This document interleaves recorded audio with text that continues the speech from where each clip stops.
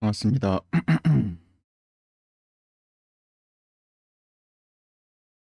오늘은 폭락장 때 여러 번의 버블이 있었고 버블이 터진 그런 시점들이 있었죠. 그 시점에 행동 경제학을 연구한 사람이 이제 사람이 어떻게 행동을 했냐 폭락장 때 그런 거 연구를 했었는데 그 내용을 좀 이야기하면 좋을 것 같아서 들고 왔습니다. 자, 일단은 지금 현재 시각 9시 27분인데 젠슨 왕이 SK 하이닉스가 뭔가를 하겠다 발표를 했어요. 어, 근데 이게 립 서비스일 가능성이 높고요. 왜냐하면은 일단 딱 팩트만 보자고요. 뭘 하려는지 모르겠지만 팩트만 딱 보면은 첫 번째, 대만의 TSMC 회장이 인터뷰를 한 게 있습니다. 거기서 메모리 업체 너무 과하게 가격을 올렸다. 하지만 TSMC는 그렇게 하지 않는다. 우리는 내용은 이제 생략한 건 뭐냐면 그 인터뷰 내용에서 TSMC와 같은 파운드리 업체는 롱텀 계약을 맺습니다. 장기간의 계약을 맺어요. 자, 그런데 이번에 우리도 가격을 올릴 건데 장기간 관점을 올릴 것이다. 사실 일반 대중한테는 TSMC가 우리죠. 메모리 업체들 삼전 하이닉스를 까고 자기들은 금액을 뭐 별로 안 올린다 이런 뉘앙스지만 사실은 장기간의 계약에서 금액을 올린다는 것 자체가 이런 거죠. 로또냐 연금 복권이냐. TSMC는 연금 복권의 형태로 가는 구조이기 때문에 그렇습니다. 자, 그러면은 이건 이미 특히 그 엔비디아의 파운드리를 대만이 거의 독점하다시피 하고 있거든요. TSMC가. 왜? 3나노 기술력이 좋기 때문에 수율이 잘 나오기 때문에. 그럼 엔비디아는 이미 알고 있어요. 이미 알고 있는 시점에서 베라 루빈을 이제 하겠다라고 이제 그 가계약 주문을 한 거죠. 그래서 그 결과가 많이 나왔어요. 통상의 6배라고 얘기를 했는데 여기서 이제 좀 뜯어봐야 될 게 베라 루빈의 스펙이 일단 원래 그 메모리에서 반토막을 내서 이제 가격이 낮아졌겠죠. 그걸로 출시를 했습니다. 그래서 통상 이런 가계약 주문은 원래 사고 싶은 물량의 3배는 일단 던져요. 그냥 물량 이제 전체 주문을 많이 할수록 그 물량 배정을 많이 받을 수 있기 때문에 아마 빅테크들이 했겠죠. 그렇게 해서 6배 늘었다가 된 거고 이건 훨씬 과거형이잖아요. 과거에 있었던 일이잖아요. 가장 최근 업데이트가 어, 일단 뭐 야간 선물 하한가 나스닥 5% 빠지고 브로드컴의 KPX 정책 그러니까 빅테크들이 돈을 더 이상 안 쓴다. 이거와 그다음에 그 구글의 유증 구글 유증이 처음이었고 그다음에 브로드컴의 어, KPX 정책, 빅테크 KPX 정책 그게 나온 상황에서 엔비디아의 이런 그 베라 루빈의 흥행 이런 것들이 과연 그 세배 불렀던 가계약이거든 가계약. 그러니까 이 정도 할 것 같은데 이겁니다 이거. 너희 얼마 살 건데 이 정도 할 것 같은데 그럼 실제 그럼 계약이 들어가게 될 때는 언제든지 바뀔 수 있는 겁니다. 그 정도 필요할 것 같았는데 이 우리 이제 좀 돈 좀 덜 쓰려고 요 내용이 충분히 나올 수 있는 부분입니다. 그래서 이 뉴스 젠슨왕의 그런 베라루빈 관련 이슈는 팩트만 딱 따지고 보자면은 좀 이제 더 이상 이제 사람들이 정신을 차리려고 하는 이런 구간, 그러니까 나스닥이 빠졌잖아요. 5% 빠진 상황에서 그런 얘기는 약발이 안 먹힐 것이다. 베라루빈 관련 6배가 늘었니 이런 것들. 이 내용을 이제 증권사 뭐 대신도 그렇고 메리츠에서도 계속 다뤘는데 사실 그분들이 전문가입니다. 저보다 전문가고 너무 잘 알기 때문에 생략을 한 거죠. 너무 잘 알아서 생략을 한 겁니다. 저는 이제 그거 끄집어 올린 거고. 이거 말해주면은 그냥 뭔가 호재성 이슈가 안 되거든요. 그냥 일반적인 형태고 오히려 안 좋을 수도 있겠다. TSMC가 파운드리 가격을 올리는 거에 선제적으로 대응을 했다. 요게 골자입니다. 그럼 D램 가격을 낮췄는데 그 스펙의 용량을 반토막을 냈죠. 근데 D램 업체인 삼성전자, SK하이닉스는 안 좋은 거잖아. 거기에 플러스 TSMC와 연계되어 있는 난야라는 반도체 D램 메모리 업체가 있습니다. 거기에도 엔비디아가 물량을 열어줬어요. 이 말은 단가 싸움을 한다 치면은 우리가 환율이 높은 상황에서 엔비디아한테 납품을 하잖아요. 이게 아까 말한 대로 그 가계약 6배 가계약이 모두 다 통과가 된다라면 그렇지만 금리 인상에 금리 인상에 일반 사모펀드 판매 신청이 두 번째로 터졌죠. 이런 상황에서 과연 자금 시장이 맞는가? 구글이 또 유증을 했고 메타도 유증할 것이다라는 찌라시가 있고 과연 그 6배의 계약이 이루어질 것인가라면은 어, 팩트만 딱 보건데 아까 그 찌라시 빼고 팩트만 보건데 안 될 가능성이 높다는 거죠. 거기에 이제 TSMC 바로 근처에 있는 대만에 있습니다. 어차피 그 파운드리니까 조립은 TSMC가 다 하는 거예요. 난야의 제품 경쟁력이 좋겠어요. 삼성전자, SK하이닉스 제품 경쟁력이 좋겠어. 환율까지 높은 상황에. 대만의 현지에 있는 난야가 훨씬 더 가격 경쟁력이 높습니다. 그럼 이거는 진짜 빅테크들이 제발 칩 달라 이런 상황일 때는 괜찮아.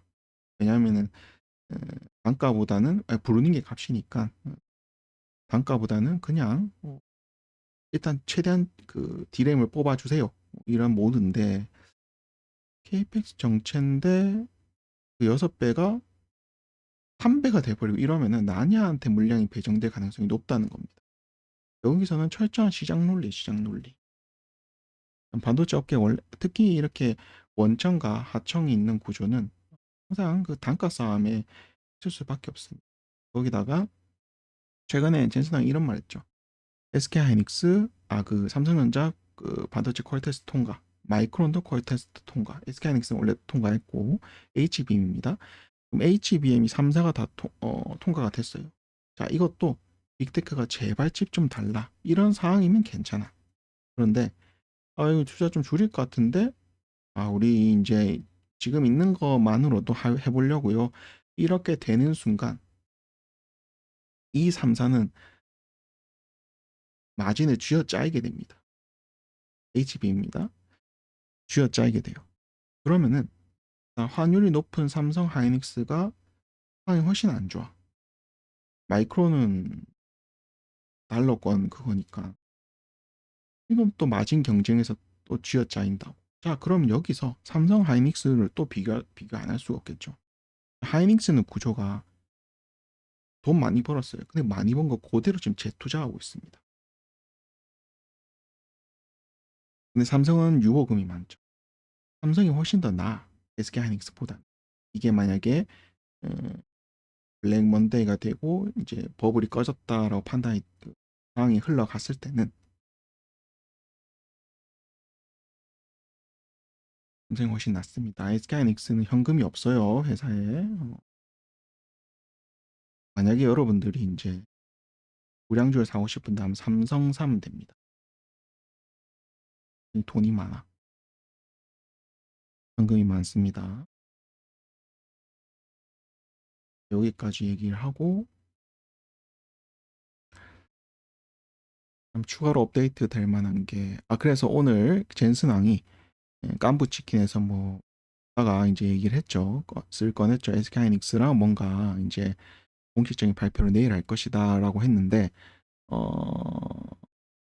여기에 현혹 안 당하셨으면 좋겠습니다. 시장은 일단 무슨 얘기 하는지는 볼 거거든요. 오히려 그때 탈출 기회야. 그때가 탈출 기회가 될 것 같고 별 내용 없으면 그대로 빠지는 게 지금 상황입니다. 잘 됐죠. 일단 물리신 분들한테 좀 잘 됐죠. 게다가 탈출 기회는 주니까. 절대 이걸로 돈을 벌려고 하지 마세요. 왜냐면은 속도가 너무 빠를 겁니다. 속도가 너무 빠를 거기 때문에 단타 하려고 들어온 사람도 진짜 까딱 잘못하다가 물릴 수도 있어요. 그럼 적절한 만약에 단타한다 치면은 천하제일 천하제일 대회가 열릴 상황은 낙폭과대입니다. 어정쩡한 자리에서 출발하면은 진짜 무서운 형태가 될 거기 때문에 차라리 한 10% 이상 하락 VI 혹은 이제 서킷이 바로 걸리겠죠. 지수가 8% 이상 걸리면 서킷이 걸리니까 거기 그 다음이 15, 두 번째가 15%입니다. 지수가 15%. 세 번 3단계가 지수가 20%가 되면은 그냥 당일 장 종료입니다. 이거는 한 번도 없었던 걸로 기억하거든요. 당일 장 종료가. IMF 때도 없었을 겁니다. 봐요.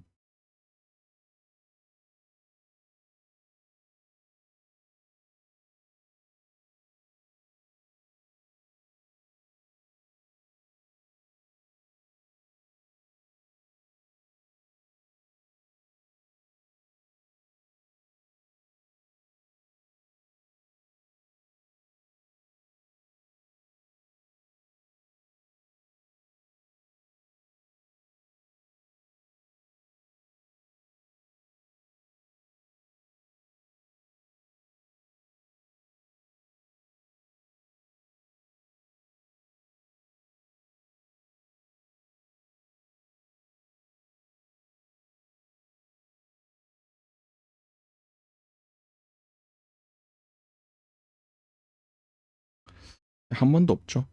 그리고 최고 많이 빠진 게 그 이란 전쟁 때 마일산 12% 빠진 게 역사상 가장 큰 폭의 하락이었고 그렇습니다. 어디 나왔지?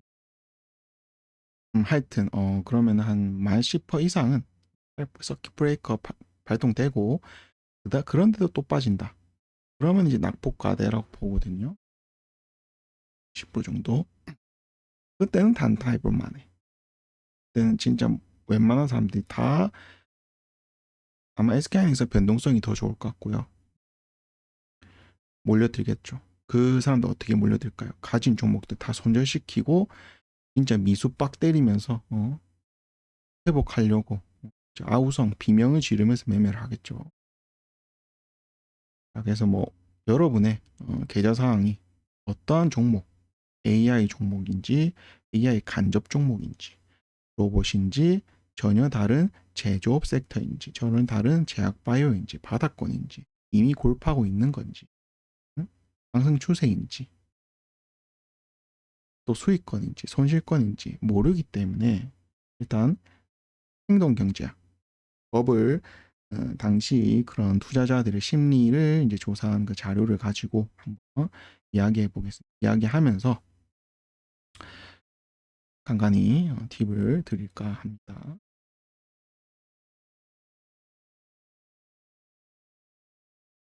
이건 맞는 것 같아.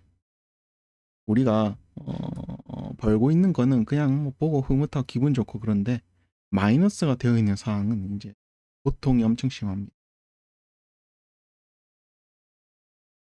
마이너스 되고 있는 상황. 이제 데니얼 카노먼이라는 사람이 이제 정리를 했는데 사람은 손실 회피 편향이 있다. 우리 조상님이 이렇게 자라왔어요. 생존하고 진화해 왔어요. 이 위험을 회피하면서 진화한 조상님들이 이제 현생 인류가 된 거고 스릴을 즐기고 위험을 즐기는 그런 사람 그런 이제 종은 사라진 거죠. 수가 적은 거죠. 이 고통 때문에 인간은 비합리적인 선택을 하게 된다라고 하고 있습니다. 합리적 사고를 마비시킨다.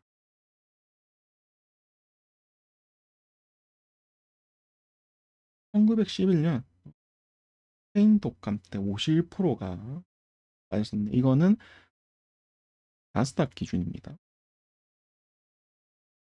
1927, 29년에 엄청난 79%. 와 이거야. 그러니까 대공황 때 진짜 미쳤습니다. 우리나라 보는 것 같아요. 우리나라 버블 때 이 정도 빠졌었는데. 그다음에 1937 2차 대전 때 49% 반토막이 났고, 그다음 1972년 오일 쇼크 반토막, 닷컴 버블 반토막, 팬데믹 20%. 팬데믹 요건 잘 알고 있지. 이때 당시에 연준이 돈을 엄청나게 뿌렸습니다. 이게 가려던 그 흐름, 그러니까 제가 볼 때는 웬만한 그 큰 손들 다 물려 있었어. 팬데믹 때 예상을 못 했잖아요. 그러니까 연준을 쪼아가지고 어떻게든 경기를 올린 겁니다. 자, 그럼 닷컴 버블, 오일 쇼크, 2차 대전, 세력들이 다 알았다 보면 됩니다. 대공황도 뭐 그럴 거고.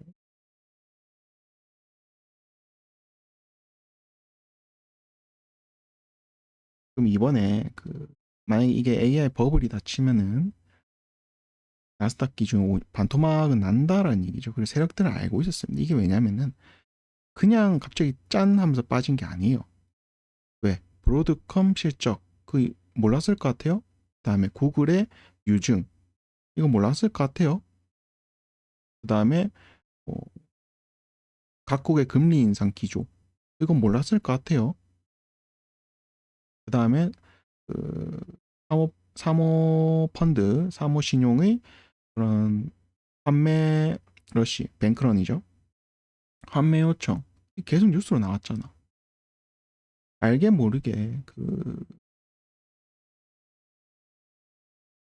징조들이 하나씩 다 나와 있는 상태였어요. 절대 세력은 몰랐을 리가 없습니다. 그러니까 금과 비트코인이 같이 빠지는 그런 현상이 나온 거고,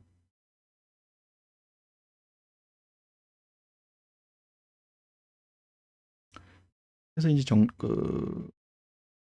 정리 뭐냐 그 행동이 두주주들의 행동이 폭락장 때 행동에 대해서 정리를 해보니까 이제 이런 거죠. 내일입니다. 당장 내일 오전에는 심리적 공황, 즉각적 도피. 빨리 자르고 가고 싶다. 라는 게 이제 잡힐 거고, 그날의 오후죠. 반등이란 탈출 기회도 주면 좋은데 그냥 무지성을 내린다 하면은 사람이 무기력해지고 후회도 나오고 대립도 됩니다. 아쉬워 아침에라도 팔 걸 뭐 이런 식으로. 그래도 한 2주가 지나면은 이제는 아예 이제 그 사조 효과를 해서 아예 안 보는 겁니다.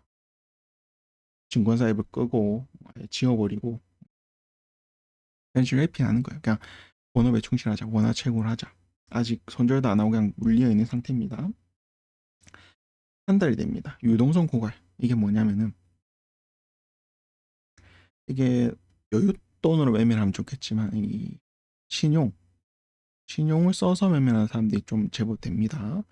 이 사람들이 이제 내매매가 나오는 전 구간이 보통 한 달 정도가 지나면, 왜냐면 이제 또 뭐 신용도 있겠지만 뭐 한 달짜리 뭐 카드 카드 대출을 썼다든지 뭐 대출을 쓴 사람들, 그리고 또 한 달에 또 월급날 또 이런 게 되잖아요. 그럼 사장 같은 경우도 월급 줘야 되니까 뭐 이런 것도 있을 수 있고, 또 돈 나가는 달이 보통 한 달 지나면 돈이 좀 나가잖아요.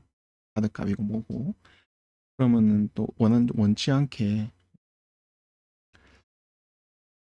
주식을 이제 팔아야 될 수도 있는 부분이고, 이 정도 단계가 체념입니다. 원화채굴 하자 되는 거고, 돈은 빠지는데 왼수 같은 주식 저거 물려 있어가지고, 그러다가 이제 한 두 달 정도 지나면은 체념을 하는 것과 이제 규율의 분기점, 다시 매매 전략을 세워볼까라는 게 두 달 정도입니다. 그러다 6개월이 지나면은 아예 소외가 되든지, 그러니까 아예 그냥 반등 그거 할 것도 없이 그냥 아예 그냥 주식장 안 보고 몇 년 뒤에 본전 올 때까지 존버다 이게 되든지, 심리적으로 6개월 정도 지나면 그래도 물려있던 것 안 쳐다보면 되니까 치유가 되는 거죠. 이게 그냥 폭락이 나왔던 그 시점에 사람들의 심리를 정리한 겁니다. 그럼 여기서 보면은 당일, 장땡 시작할 때 팔아야겠어요? 안 팔아야겠어요? 참아야 된다는 겁니다. 왜? 이론상 모든 사람들이 장땡 할 때 현도체 마비, 아예 공황 상태잖아. 계속 빠지니까 빠질 때 진짜 무섭게 뺍니다. 그럼 그 오전에 지옥 같은 걸 견디고 9시 제가 볼 때는 만약에 마이너스 8% 시작하면 바로 서킷이니까 그렇게 한다 가정을 한다면은 20분 동안 또 이제 장이 멈춰 있을 겁니다. 20분 뒤에 이제 투매가 팍팍 아까 말한 심리적 공황이죠. 그래도 난 수익이니까 괜찮은 사람들도 있을 거고 한 다음에 매도세가 진정이 되면은 반등이 나온다는 겁니다. 이제 그 반등이 내가 처음에 시가에 팔았을 때보다 높을지 낮을지는 모르겠지만 반등이 나온다는 거예요. 음? 그 반등이 나가는 게 정석이거든요. 근데 여기서는 시가가 쌀 수도 있고 반등이 나가는 게 더 높을 수도 있습니다. 아니 더 낮을 수도 있고요. 하지만 이런 인간의 심리를 봤을 때는 반등에 파는 게 맞다. 그럼 어떻게 됐어요? 오후까지 버텨야겠어요? 팔 사람은 특히 뭐 레버리 쓴 사람들, 뭐 신용 미수고 그 다음에 또 두 배수 있죠 이런 거 쓴 사람 무조건 당일 청산해야 됩니다. 그게 사는 방법이에요. 근데 일반 주식은 알다시피 오전 좀 지나서 반등이 나왔을 때 정리하는 게 맞고 이런 건 있습니다. 미리 이미 빠진 것들. 근데 그것도 안 빠진다 볼 수 없어요. 일단 빠집니다. 그리고 지수가 뭐 예전에는 한 4% 빠지면 진짜 지수가 많이 빠진 거였거든요. 4% 빠지면은 개별 종목이 두 배로 빠졌어요. 두 배수로. 그리고 6%가 빠지면 세 배수로 빠졌어요. 그냥 지수 6% 빠지면은 개별 종목 18% 빠진다 보면 됩니다. 그런데 지금은 살짝 바뀌었을지 모르겠지만 제가 정립한 이론에 따르면은 계속 올라가요. 8% 빠졌으면 지수가 4배수 빠지기 때문에 모든 종목이 하한가 시작입니다. 근데 절대 하한가에 팔면 안 되죠. 왜냐하면 그거는 받쳐주는 사람이 없고 또 자동적으로 반대매매 나가는 것들 그런 물량이기 때문에 애초에 그 받아줄 사람 자체가 없기 때문에 음? 당연히 호가에 공백이 생기는 거고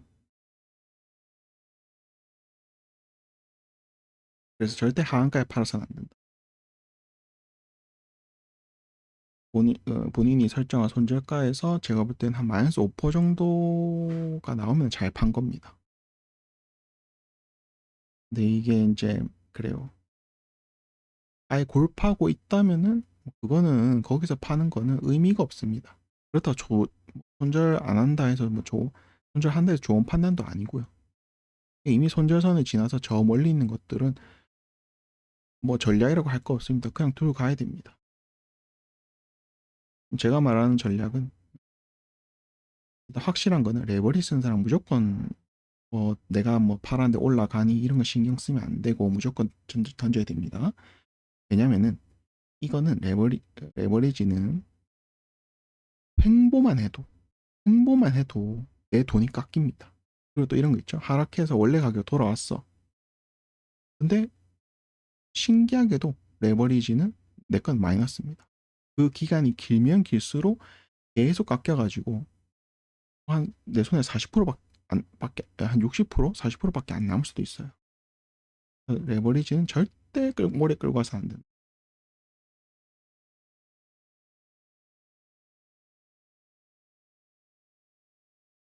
심리적 공황이죠.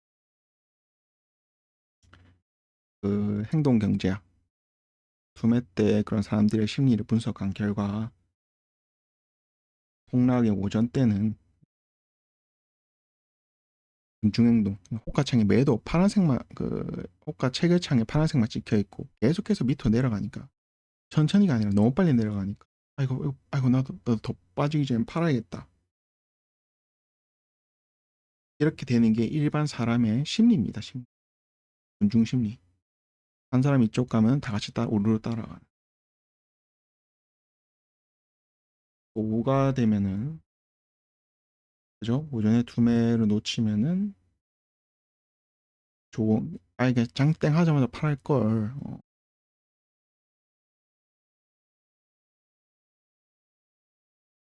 지금은 안 팔면 내일 더 떨어지고 예측된 후에 지금 팔아 내일 반등 억울해서 어떡해. 만약에 이거는 우열을 가리기는 어려워요. 뭐 신만 알겠지 어떻게 될지는. 하지만 경험상 팔고 올라가는 게 차라리 낫습니다. 왜냐하면 아닐 때의 그 리스크, 손익비로 계산은 됩니다.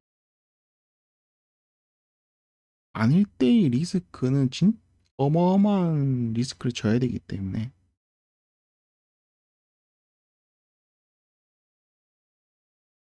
이게 그 전제가 그렇잖아요. 뭐 버블 꺼졌네, 뭐 이런 식으로. 환율이라도 좋은 모를까.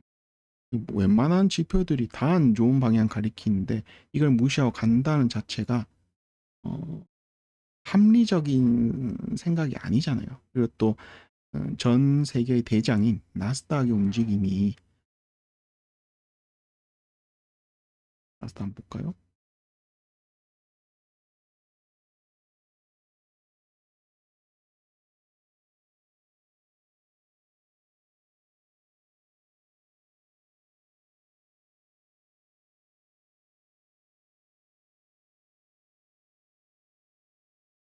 선물로 볼까?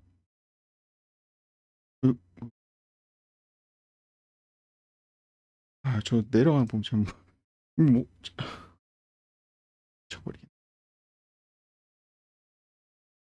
무서워. 저 시뻘건 거 보면 참 무서워. 우리는 빨간 게 오르는 거잖아요.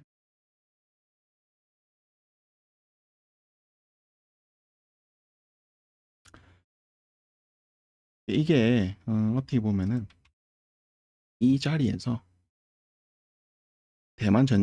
이란 전쟁이 안 끝났습니다. 안 끝났는데 막 미사일 왔다 갔다 하는데 유가가 오른데도 주가는 미친 듯이 끌어올렸어요. 이게 어떻게 말이 안 되잖아요. 그러니까 요때 아마 숏 들어간 사람들이 계속해서 물리고 퍼센트가 얼마입니까? 지금 퍼센트로 따지면은 17%에서 104%까지 갔기 때문에 여기서 숏치다 물린 사람이 거의 27%, 30% 정도를 견딘 겁니다. 여기서.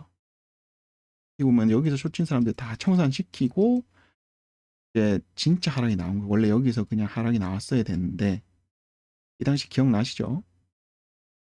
뭐 웬만한 헤지 펀드들 다 여기 숏 쳤다고. 그거 트럼프 말 한마디로 다 잡아먹고 올라온 거잖아. 여기 헤지 펀드 싹 다 숏 청산했겠지. 그러다 이게 나왔고. 이게 이 하락은 요런 지점까지는 가야 맞다고. 차트론 보면 그렇습니다. 차트론만.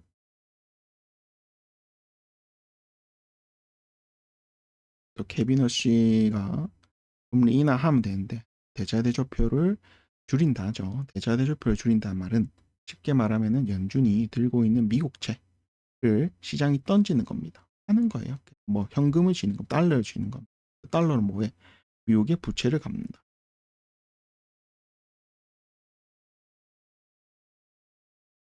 저는 일단 클래터리 법안이 통과가 돼야 케비너 씨가 어, 금리 인하 이런 걸 할 수 있을 것 같고 이번에는 금리는 동결시키고 오히려 대체대조편 파는 그런 기이한 현상을 만들 수 있을 것 같습니다. 그 물가를 잡는 게 금리의 최종 목적이잖아요. 금리 조절의 목적이잖아요. 물가 유가가 저렇게 올라 있는데 물가 당연히 높을 수밖에 없지. 왜 그럼 클래터리 법안이냐면은 이건 좀 핵심 내용인데 클래터리 법안이 뭐냐면은 이제 이런 겁니다. 미국이 스테이블 코인을 이제 달러권을 편입시키는 거예요. 스테이블 코인 업체들은 미국의 국채를 90%, 90%인가? 하여튼 엄청나게 많이 들고 연동을 들고 있어야 된다라는 겁니다.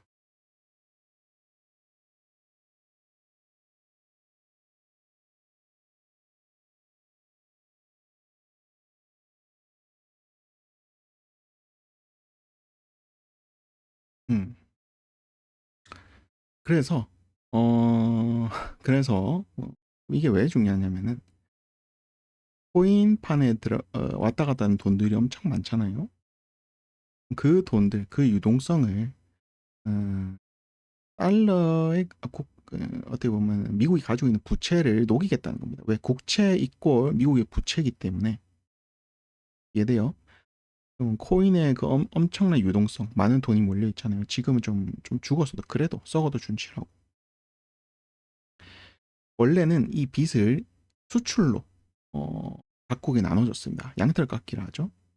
그냥 미국이 엄청난 소비를 해주고 또 달러를 발행을 해서 각 국가들이 그 소비한 것들에 대해서 달러를 받잖아요. 달러를 받아가면서 미국의 부채가 다른 나라로 옮겨가는 구조였어요. 자유무역 시대는. 근데 트럼프 그거 안 한댔잖아. 왜? 그거 하니까 자꾸 빚만 늘어나고 미국이 강해졌지만 거기에 비례해서 빚도 같이 많아졌기 때문에 이제 그거 안 하겠다 해서 다극주의를 한 거잖아요. 미국 우선으로. 이 늘어나는 부채를 어디다가 이제 메꿔야 되는데 메꿀 수가 없어서 첫 번째 관세를 했죠. 미국의 통행세를 받는 겁니다. 통행세 자체가 이제 어떻게 보면은 어, 세금을 매긴 세금을 어, 부채를 줄이는 거를 이전에는 물건 값에 넣어가지고 한 거라면은 지금은 이제 세금을 매긴 거잖아. 미국에서 뭐 팔려면은 너희 세금 내야 된다 이거거든요. 그걸로 이제 부채를 줄이려고 했는데 그거 가지고도 모질라. 그래서 뭐 정부 효율아니 뭐니 도지 만들면서 했잖아요. 그래도 모질라. 워낙 미국이 크고 강력한 국가이기 때문에 모질라. 그렇게 생각해낸 게 이 코인 시장에 미국의 부채를 넘기겠다. 그 구조입니다. 이렇게 생각하면 쉽죠. 부채를 넘긴다. 원래는 물건값에 미국의 부채를 조금씩 붙여서 했는데 중국이라는 나라가 부상을 하면서 중국이 이렇게 했으면 됐어요. 미국의 국채를 그냥 계속 사줬으면 됐습니다. 근데 사다가 말았어. 그럼 국채를 왜 살까요? 그냥 미국이랑 무역을 할 때 어, 달러를 그냥 들고 있는 것보다 국채를 사면 더 이득이거든요. 이자를 주니까.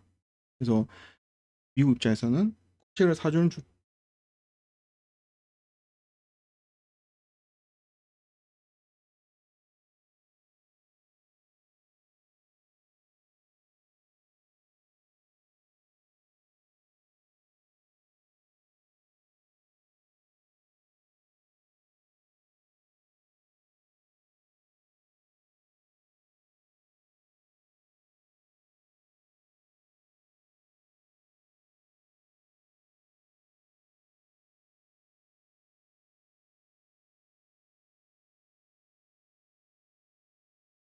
국채를 사줬는데 중국이 사다가 말았어요.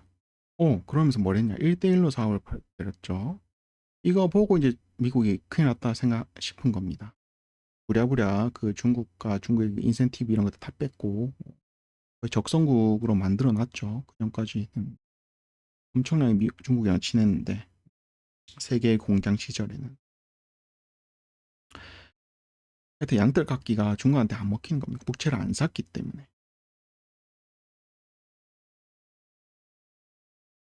그래서 이런 패권 전쟁이 벌어진 거죠. 왜냐면은 여기까지 얘기하고 얘기하면 엄청 늘어난다. 아니 왜냐면 제가 찍다 보면 자꾸 1시간이 되는데 그죠? 1시간 동안 얘기하는 거 듣기 그렇잖아. 짧게 하는 게 좋지. 2주 정도 되면 이제 타조 현실 도피를 하게 됩니다. 앱을 삭제를 하고 그다음에 또 과거에 내린다. 이게 뭐냐면 이제 한 2주 정도 되면은 수익 난 거를 일단 팔아서 그 다음에 물린 거는 본전 올 때까지. 그래서 보면은 손질 난 걸 팔고 오히려 수익 중인 거는 잘 버틴 거니까 더 갈 가능성이 있는 건데, 인간은 반대로 하는 거죠.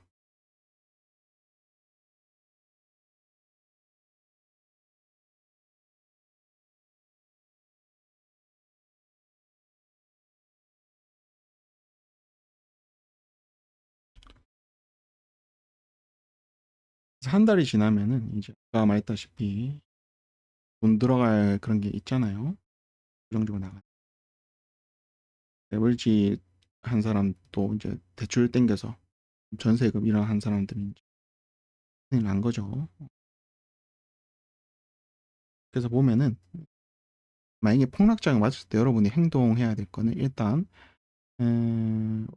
직장인이면은 3개월, 6개월 정도의 현금 정도는 확보를 해놔야 됩니다. 만약에 수중에 현금이 하나도 없다면은 그럼 그 정도만 주식을 파는 거예요. 근데 이제 좀 프리랜서나 직업이 뚜렷하지 않으신 분들은 1년에서 2년치의 현금을 확보해야 됩니다. 생활비죠. 네, 고정적으로 나가는 거. 그 정도는 당일, 폭락장 당일에 정리를 해야 돼.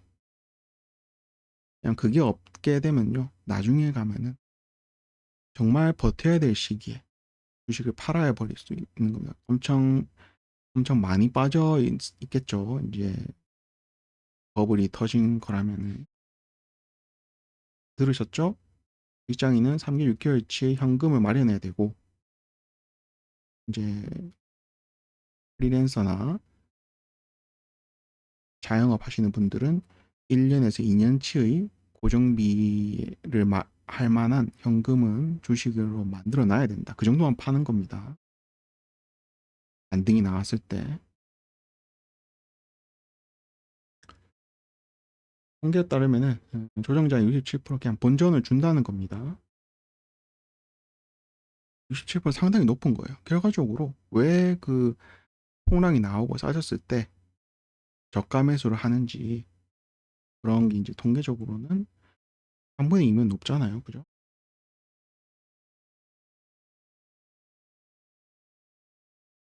그게 이제 2020년 통합개미 운동 뭐 이런 거였고,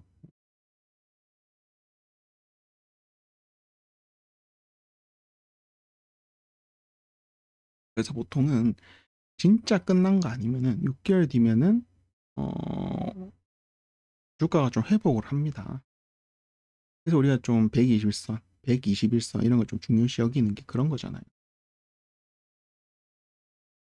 그럼 우리 이제 그 뭐냐, 이런 DCA 정기 적립식 매수를 하는 것 자체가 우리 그 연금수익 인생주 설계죠. 그냥 딴 거 없고 정해진 가격에 예약 매수를 걸어두는 겁니다. 비중도 동일하게 해서.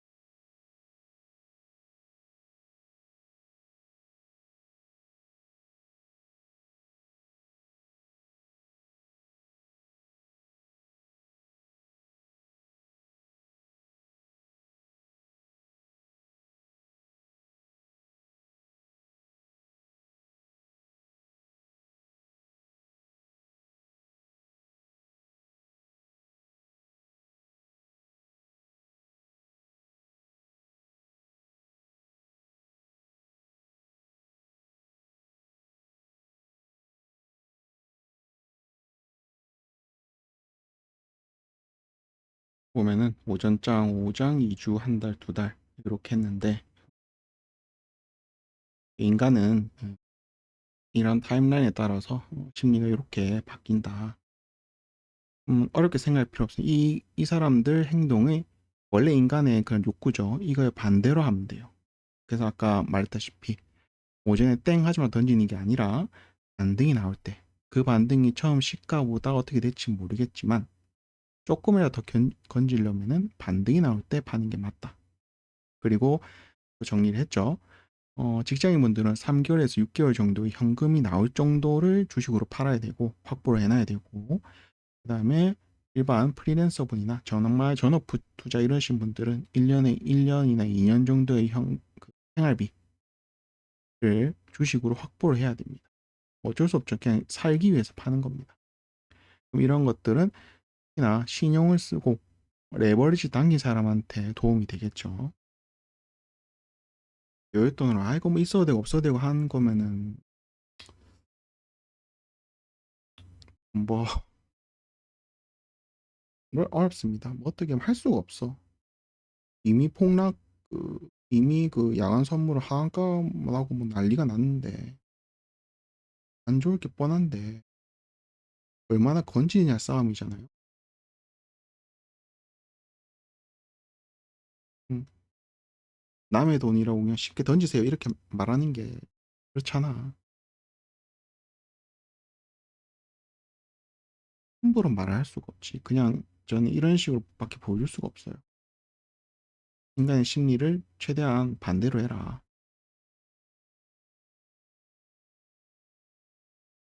좀 철치 얘기라 하면은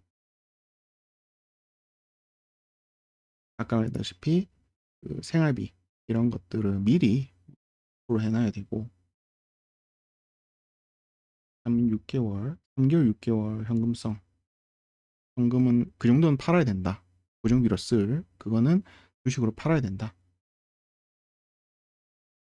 포트폴리오 리밸런싱은 딴 건 아니고 주식이랑 채권, 뭐 예금도 됩니다. 적금도 되고 그거를 하는 건데 글쎄요. 저는 일단은 삼성전자, 그다음 미국은 애플이나 마이크로소프트 요 정도를 그냥 많이 빠지면은 기계적으로 마이너스 10% 빠질 때마다 그냥 사모아 간다. 자, 이것도 모르겠다 하면은 인덱스 왜냐면 이제 코스닥 200 이런 거 사면 됩니다. 왜냐면 알아서 그 ETF 안에서 리밸런싱 해줄 겁니다.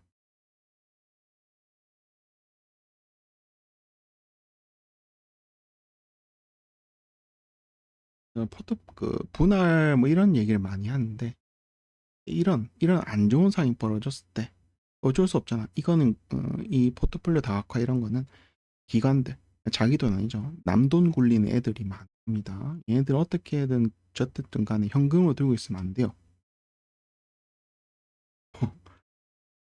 무조건 뭐 채권이란 이런 걸 돈이 벌 수 있는 걸로 사야 됩니다. 현금 들고 있으면 뭐라 해.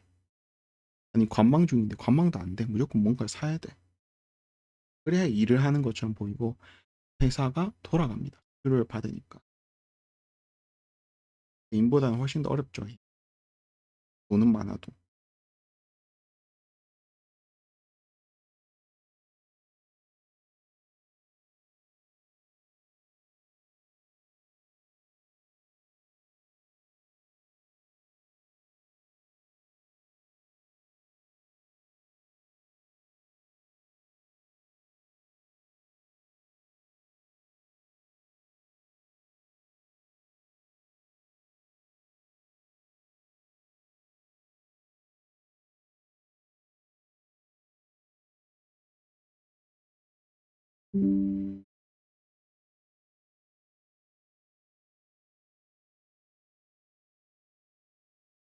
럼프 형은 이제 자기 말빨이 안 먹힌다는 걸 알고 있을 텐데 더 이상 이제 사람들이 피로감 느낀 것 같아. 이란 전쟁 하도 떠드니까.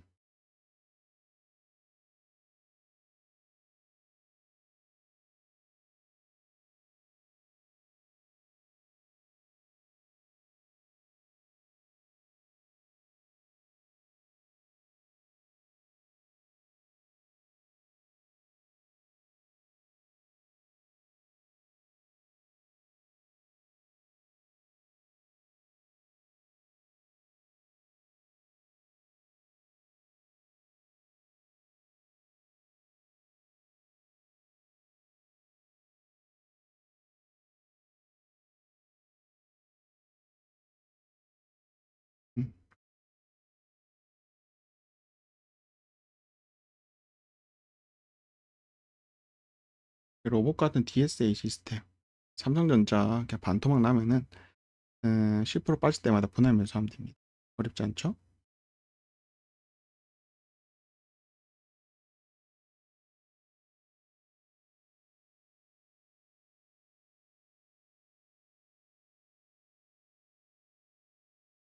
그렇게 되겠나? 일단 50%는 너무 많이 빠진 것 같고 그래요. 그래서 이제 그뭐 설문조사를 돌려봤는데 전액 주식을 한 사람은 최대 한 40% 50% 빠지면은 이때는 이제 심리가 붕괴된다라고 얘기를 한 겁니다. 이 정도 빠지면은 전액 주식한 사람들은 털릴 수밖에 없다. 견딜 수 없는 심리적 붕괴 영역이 한 4, 50% 빠지니까 그렇고 75% 주식에 25% 채권, 예금도 마찬가지입니다. 자기가 가용할 수 있는 지금 자산이죠. 최대 하락폭이 한 30% 40% 빠지면은 거기서 이제 진짜 털릴 수 있는 극심한 스트레스가 왔고 50% 주식에 50% 채권 이런 분들 채권이랑 어려우니까 예금이라 할게요. 혹은 적금 이런 사람은 마이너스 20% 30% 이게 마이너스 20% 뭐냐면은 전체 자산 대비 전체 자산 전액 주식의 전체 자산이 40% 50% 되면은 털리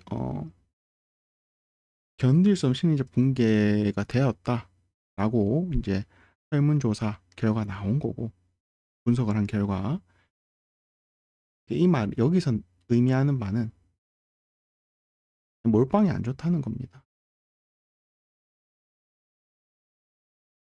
50% 주식에 50% 채권이 폭락장이 오더라도 전체 하락폭이 마이너스 20% 30%밖에 안 된다.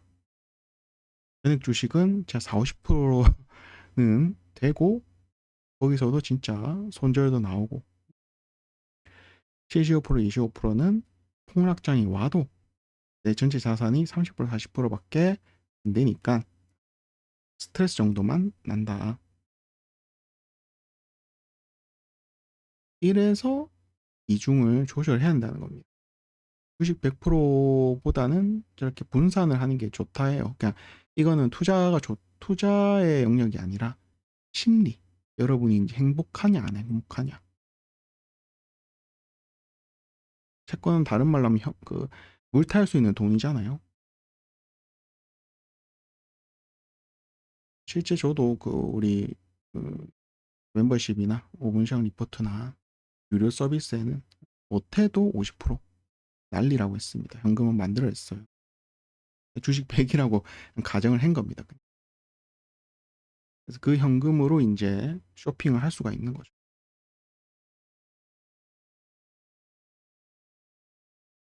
그래서 오늘은 이제 한 사람 한 사람 뭐 세세하게 전략을 잡아줄 수는 없잖아요. 그건 한계가 있는 거고.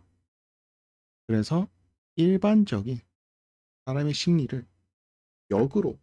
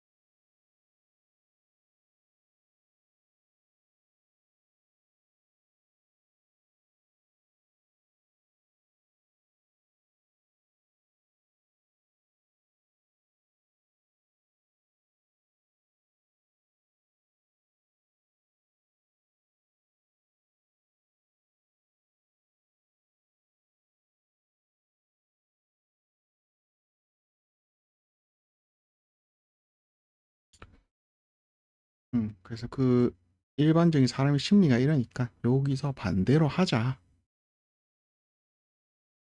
그게 훨씬 더 좋다. 왜냐면은 어찌됐건 인간의 심리를 역이용하는 게 에, 우리가 세력이라 표현하는 그런 애들이잖아요. 그렇게 따라가지 말자고. 얘네들이 원하는 대로 해주지 말자고. 그런 겁니다. 조금 제가 이제 알고 있는 팁을 좀 알려드렸고, 자, 그냥 정리를 해볼게요. 뭐 말이 뭐 내용이 어렵고 뭐 그런데 정리를 하자면은 일단은 어떻게 될지 모르겠어요. 일단 아까 보니까 삼성전자가 살짝 보였죠. 삼성전자를 볼까요? 바이닉스 볼까요? 여기 바이낸스에 보면 요거 누르면 되거든요. 요게 24시간의 그런 움직임입니다. 1시간 이렇게 보고요. 요런 게 아까 그 젠슨왕이 얘기한 이슈로 인해서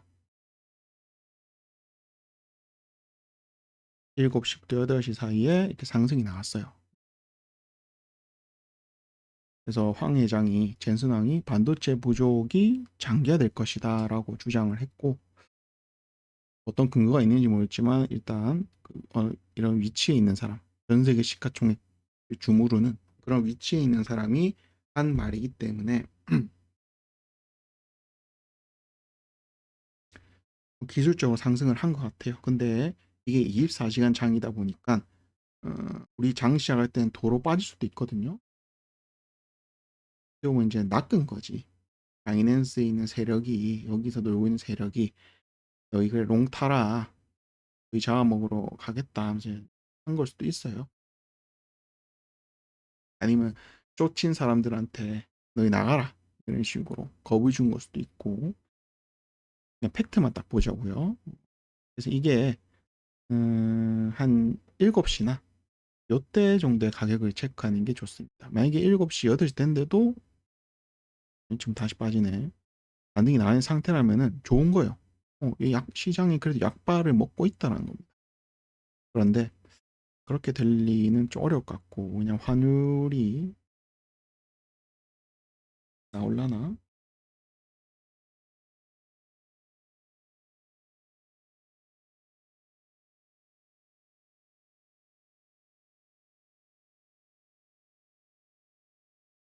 나오네.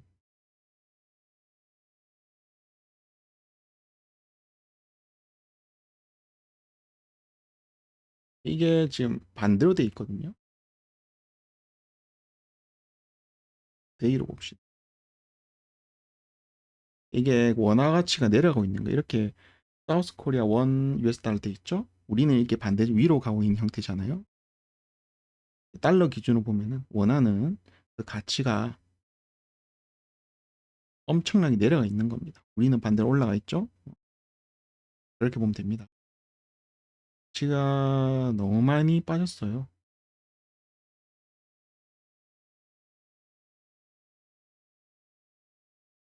날이 아니라 달로 보겠습니다. 역대 요때가 2009년이면 서프라임 역대 가격으로 가고 있어요. 아마 여기서 뭐 돌림이 나올 수 있겠죠.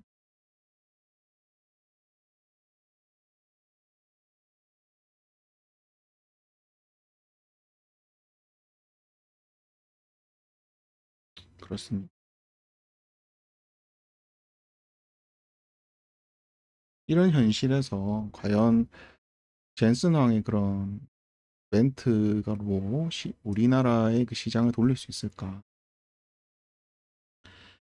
예, 그 웬만한 지금 일요일이기 때문에 웬만한 투자 시장에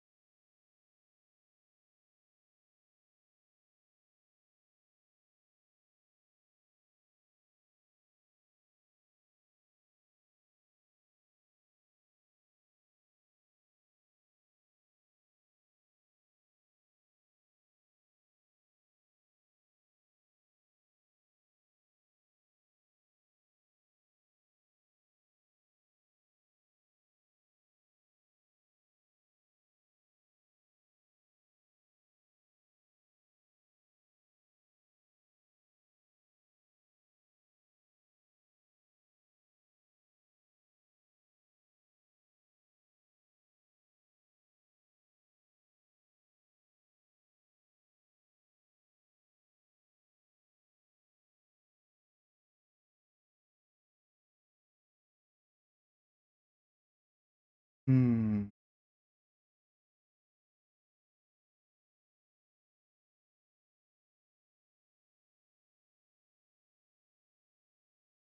일요일이라서 웬만한 투자 상품 시장은 다 닫아 있는 상태고, 다만 이제 코인 시장은 연중 무휴이기 때문에 이렇게 볼 수가 있다. 원 달러 이거 멈춘 겁니다. 한국 시간으로 새벽 5시까지 가격이에요. 6월 6일 토요일이죠. 태반도.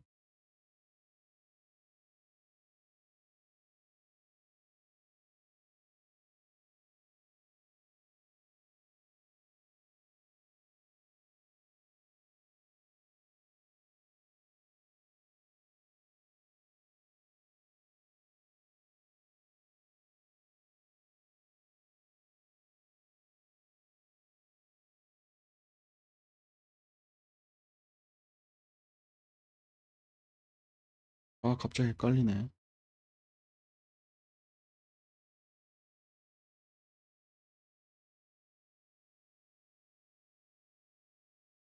문 닫혀 있을 건데.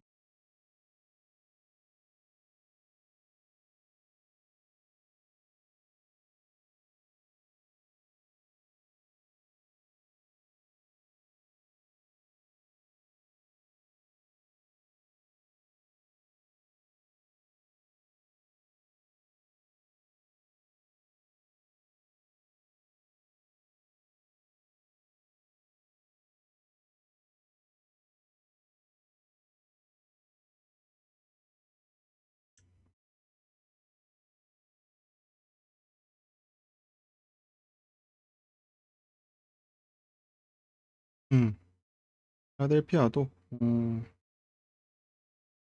일단 뭐 아직 그 휴장이기 때문에 미국장 휴장이기 때문에 일요일은 쉬잖아요. 주일은 쉬잖아요. 그렇습니다.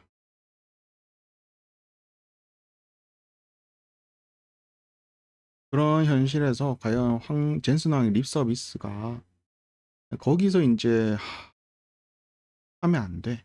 매수를 하면 안 됩니다. 이렇게 고통스러운 현실을 받아들여야 돼요. 장이 안 좋은 건 확실하고 우리나라만 그런 게 아니라 뭐전 세계 반도체는 완전 폭풍이 왔으니까 환율도 그렇고. 그래서 아까 말했던 정리를 해볼게요. 뭐라고? 일단 서킷 브레이커 룰을 알려드리면은 지수가 8% 빠질 시 20분간 정지, 15%가 빠질 시 20분간 정지, 지수가 20% 빠질 시 그날 장 종료. 20% 빠질 수가 없겠죠. 10% 그렇게 쉽게 되는 지수인데, 지수. 코스피 지수인데, 일단 절대 당일 20%는 안 갈 것 같습니다. 하더라도 한 15%?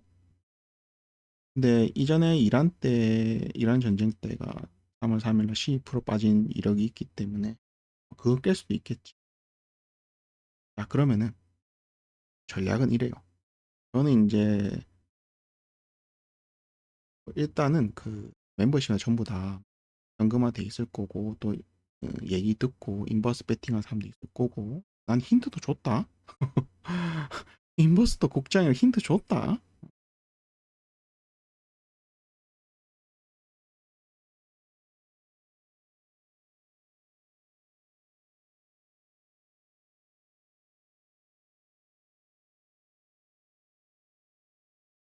그래서 조심스럽게 얘기 드리는 거는, 아니, 15% 빠지잖아요. 그렇게 두 번째 걸리잖아. 기회입니다. 단기 반등 거의 무조건 나온다 보시면 됩니다. 역사적으로 빠진 거기 때문에. 근데 이거는 반등이 어떻게 나오냐면은 또가 엄청나게 빨리 올라갑니다. 그래서 그거를 다 버텨서 먹겠다라면 절대 안 돼요. 왜냐면은 호가창이 비어있기 때문에 여러분이 팔 수가 없어. 어. 그리고 또 어떤 시고 나오냐면은 15%를 이게 삼성전자 기준입니다. SK하이닉스나 갑자기 물량 투하를 해버려서 그냥 꼬리만 탁 찍고 올라옵니다. 미리 걸어놔야 됩니다.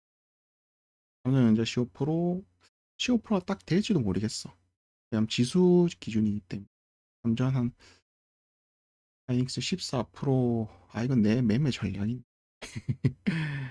그래도 여러분들 응? 힘내시라고 전략 공개. 이거는 거 리딩을 할 수가 없습니다. 이건 진짜 감각적으로 해야 되거든요. 미리 안 걸어놓으면 체크도 안 될 뿐더러. 손절은 어디냐? 제가 볼 때 손절은 20% 되기 전에 팔아야 됩니다. 장 딱 멈추면요. 이게 무슨 효과냐면 하한가 효과거든요. 더 빠질 것 같이 되는 거야. 그러니까 20% 돼서 장 종료되기 전에 그냥 팔아야 돼요. 손절을 해야 돼. 손익빈 좀 안 좋죠. 하지만 승률은 높지. 일장 일단 있습니다. 제 저는 이제 어디냐, 오분샹, 아, 오분샹에 1% 투자방 유튜브 더보기란에 보면 있거든요. 거기서 9월 2일, 6월 2일, 6월 3일인가? 그때부터 말해줬습니다. 6월 유중 말도 안 된다. 하락 준비해야 된다.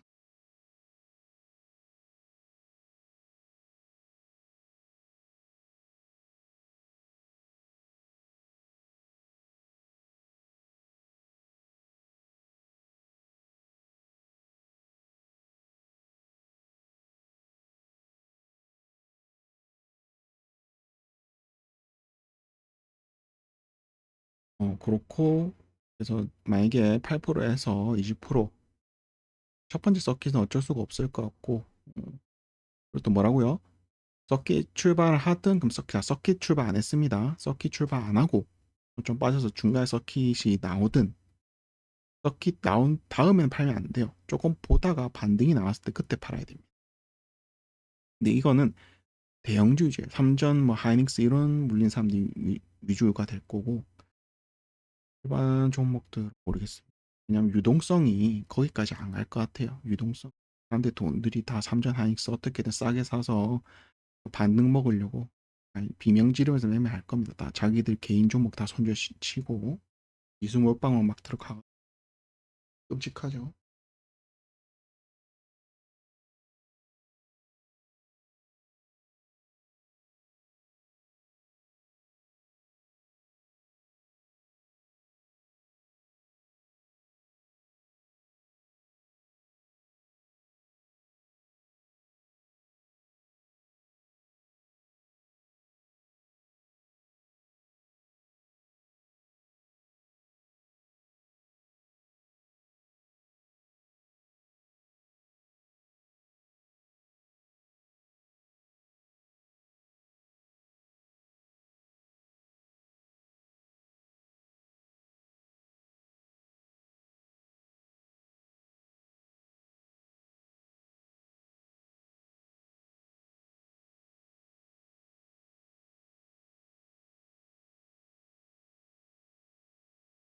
그래서 반등이 나올 때 물량을 던지고, 물량을 던지는 것도 솔직히 본인 판단입니다. 근데 다만 이제 아까 말했다시피 어떠한, 만약에 버블이라 치면은 어떠한 결과가 예상되는지에 대해 과거의 폭락 기준으로 행동경제학에서 정리를 했다고 했잖아요. 그죠?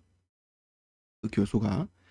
거기에 따르면은 일반적으로 3개월, 6개월의 고정비 지출의 그런 현금은 확보하는 게 좋고, 주식으로 손절한다 치면은 그 남은 걸로 버티고, 직장인 경우, 자, 그 다음에 전업 투자거나 현금 나올 곳 없고, 프리랜서나 이러신 분들은 1년에서 2년치 고정비 정도는 주식으로 확보를 해야 된다. 그걸 손절 쳐라는 말입니다. 그 정도는 들고 있어야 된다. 왜? 나중에 그게 정말 이제 이 주식이 마이너스 얼마가 되든 간에 이게 회사만 안 망하면은 아까 보셨죠? 66%, 67%의 확률로 회복을 시켜준다고. 우량주가 되겠죠. 삼전 하이닉스. 그렇게 하고 그다음에 한 이게 만약에 버블이 아니라면은 6개월 되면은 살려준다고. 그 안에 이렇게 한 삼성 하이닉스 반토막 나면은 그냥 기계적으로 그 밑에서 10% 간격으로 분할 매수를 하는 겁니다. 앞에 뭐 생활비 명목적으로 팔았다. 이런 것도 괜찮고 월급 받아서 적립식으로 넣어도 괜찮고 어떻게 6개월 정도 회복이 되니까 그 정도의 텀을 가지고 하는 게 맞고 진짜 버블이라면은 제가 볼 때 요거 한 1, 2년짜리입니다. 그렇게 길지 않을 거예요. 1, 2년.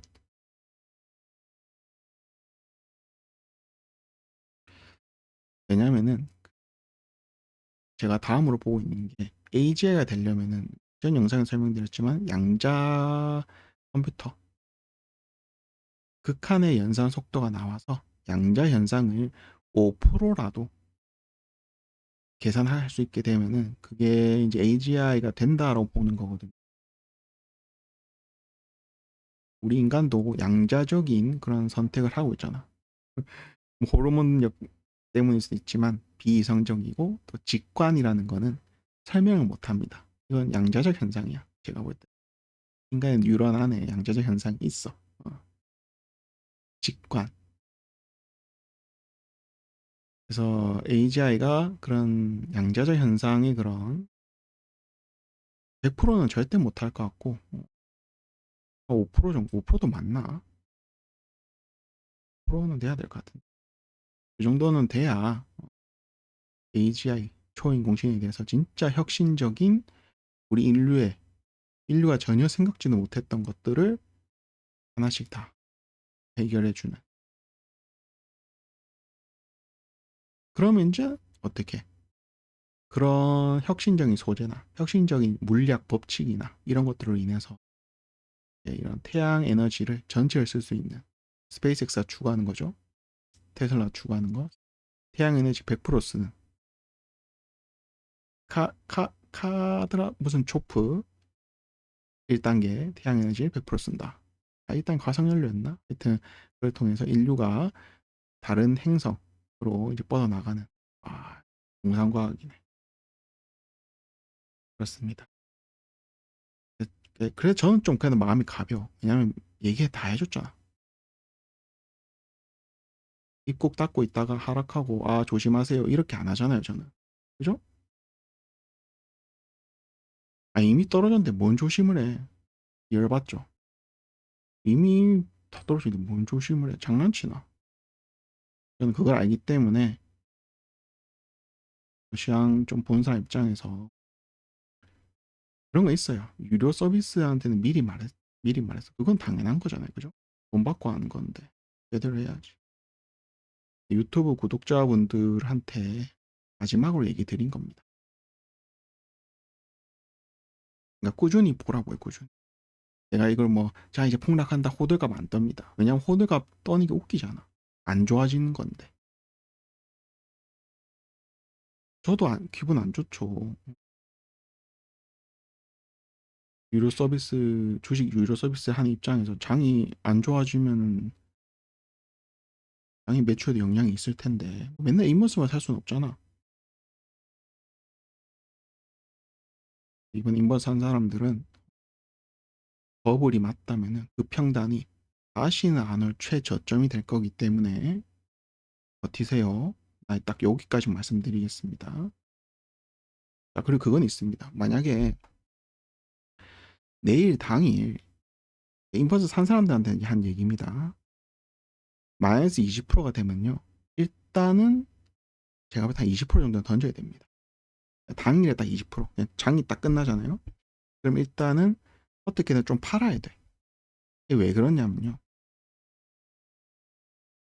특히 갭으로 빠질 경우가 더 그렇습니다. 절대 그런 일 없죠. 근데 만약이면 무조건 거기선 많이 팔아야 돼요. 이게 낙폭과대라는 게 특히 이제 지수에서는 한 번 더 못 온 가격. 실제 이란 전쟁 때도 12% 빠졌을 때 4%의 상승이 나왔습니다. 지수가 4%면 큰 거거든요. 그럼 거기서 이제 배수를 해보세요. 곱하기 2. 그럼 8% 반등 나. 24% 빠졌을 때 8% 반등 나오니까 20%면은 얼추 한 5%, 6% 반등이 나온다고. 그리고 또 인버스인데 곧버스인 경우인 사람도 이게 만약에 버블 2000년 닷컴 버블 형태의 하락이면요. 나스닥 차트를 보면 알겠지만 근데 이게 또 자세히 설명하려니까 이 대부분 보는 사람들이 이미 인버스는커녕 그냥 뭐 현금 들고 있거나 보는 사람일 텐데 하여튼 그 닷컴 버블 하락 때는 반등을 엄청 잘 주고 내렸습니다. 마치 갈 것처럼 하면서 계속 내렸어요. 그렇기 때문에 곧버스 하시는 분들은 너무 오래 끌고 가지 마. 차라리 인버스로 갈아타든지. 근데 그러기엔 또 가기 그렇고 곧버스 한 사람은 때는 닷컴 버블처럼 될 수가 있기 때문에 그냥 수익 실현하는 게 좋을 것 같다. 그냥 인버스는 괜찮습니다. 그냥 인버스는 괜찮고 아까 말했다시피 너무 이제 갑자기 큰 하락이 나면 반등도 세게 나올 수 있기 때문에 그 세게 나오면 또 그거 이어갈 수도 있거든요. 좀만 좀 명심하시고 현금 들고 계신 분들은 어떻게 이제 쇼핑 준비입니다. 미국장은 마이크로소프트, 애플이 왜 좋냐면은 지금 다른 빅테크들 다 뭐 AI 한다 난리 쳤을 때 애플만 딱 속도 조절했죠. 어떻게 제미나이 도입하면서 자존심 구겨가면서 버텼잖아. 그게 이제 돌아오는 겁니다. 다른 애들은 이제 데이터 센터나 이런 것들이 다 감각이 되어서 똥값 되잖아요. 자산으로 편입을 했는데 그 자산의 가치가 2, 3년 되면 제로가 되니까 똥값이 되는 거잖아. 그러면 실적이 완전 박살이 나겠죠. 주식은 뭡니까? 미래의 가치를 선반영하는 거예요. 그럼 버블이 터진다 치면은 얘네들 감가상각 될 거니까 적정 가치, 구글 뭐 완전 작살나고 뭐 이렇게 될 수가 있기 때문에 마이크로소프트는 왜? 얘는 그래도 미래 기술력이 있습니다. 일단 뭐 클라우드 서비스는 뭐 캐시카우는 그렇고 뭐가 있냐면은 양자 기술. 양자 기술이 마이크로소프트가 좀 좋아요. 구글도 좋지만 구글은 초극저온 상태라서 좀 그렇고 이제 마이크로소프트가 이제 최근에 상장한 퀀티니엄 요 쪽이 이제 상용화 확률이 제일 높습니다. 아까 말했죠? AGI는 양자 컴퓨터가 돼야 된다. 저는 그 논리로 말씀드린 거고 제일 뭐 원탑은 이제 애플입니다. 기현상이 벌어질 수 있어요. 기현상이. 애플 혼자 가고 나머지 밑에 거 다 작살나는. 그러면 어떻게 되죠? 버핏은 또 승리했다. 왜? 버핏은 애플을 사고 다른 빅테크 안 샀습니다. 구글에 산 거 그거 아벨이란 신임 CEO가 산 거예요. 신임 그 버핏 후계자. 버핏은 이미 은퇴했습니다. 버크셔는 그렉 아벨이라는 사람이 운영하고 있어요. 확실히 아셔야 됩니다. 한국은 삼성전자. 또 한 개 더 있는데 이거 얘기할까? 멤버십 얘기할 얘기할게요. 뭐 멤버십 사람들도 이해해 주겠지. LG전자입니다. 신기하죠? 그 내용은 이제 유료 서비스에 얘기를 할 거고 삼성, LG전자 이렇게만 우량주로 생각하고 기계적으로 분할 매수. 당장 여러분들이 폭락장인데 뭔가 수익을 볼 수 있다 생각하세요. 오히려 폭락해서 싸지면은 박앤셀이다 생각하고 기계적인 매수 하면 될 것 같고 연금 스윙도 지금 벼르고 있습니다. 이 법대로 하는 거예요. 버블이면은 네, 조금 많이 좀 낮게 이제 매수 평단 매수 오더가 나갈 것 같아요. 연금 스윙 쓴다 치면은 악재로 빠지는 거기. 자, 그래서 오늘 영상을 좀 정리해 봤고 나는 제가 말했던 인간의 행동 양식에 반대로 움직이는 그러한 전략들 펼쳐가지고 요번 이래 말해놓고 그냥 아, 다시 또 랠리 나오면은 제일 좋겠지만 현실적으로 좀 힘들지 않나. 이번 영상 좀 보셔가지고 멘탈 좀 케어하시고 너무 안 좋은 생각하지 마시고 저는 손실 본 날은 맛있는 거 먹거든요. 일부러 맛있는 거 드세요. 가족분들이랑 자녀분들 맛있는 거 다 주시고 좋을수록 이 인간의 그 뇌가 그래요. 안 좋을 때 더 안 좋으면 더 안 좋게 되거든요. 맛있는 거 달달한 거 당뇨 이런 거 생각하지 마시고 그래서 이번 하락작 좀 나갔으면 좋습니다. 힘내시고요. 또 귀신같이 바닥에서 또 반등 나올 때 또 제가 알려드릴 테니까 그리고 제 블로그 보시면은 공지에 보면은 여태껏 바닥에서는 바닥 맞추고 고점 맞추고 바닥 맞추고 고점 맞추고 거의 한 4번은 다 맞춘 것 같은데 역대급 하락 역대급 상승 내용 보셔서 이게 내가 얘기를 안 하니까 사람들이 몰라 1%가 잘하는지 못하는지를